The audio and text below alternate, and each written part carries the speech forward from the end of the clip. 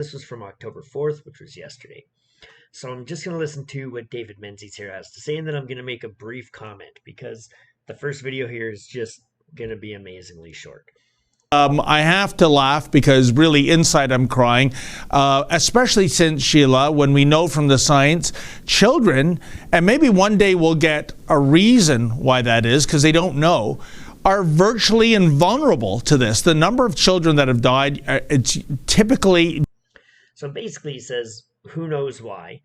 But I would swear that fairly early on in the whole COVID event, probably within the first 2 or 3 months, and when it was becoming fairly obvious that the numbers of kids that were getting this and suffering any kind of serious ramifications from it was very, very low, that I heard an interview that was done with somebody who was a virologist, um, and they were talking about how one of the reasons kids didn't seem to be getting it was because a particular protein that the virus like latched onto, that it connected with, wasn't made by kids in near the same amount as it's made in adults, and that basically once you hit puberty, this particular protein was created more prevalently in the body, something like that.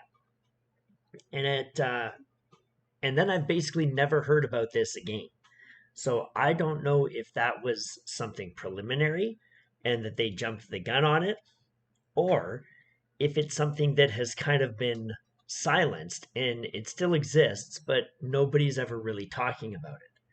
So it strikes me as weird that this was something that I had heard and that now I hear zero about it. But that there is still this idea that kids just don't get it, right? I won't say an idea. There's this fact that kids just don't get it to the same extent that adults do. And it seems like that could be a legitimate reason.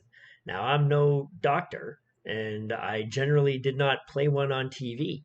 So I'm not one to say. But that I heard this and that it seems like it would make sense because there has to be a reason why COVID doesn't affect kids in the same way that it does adults.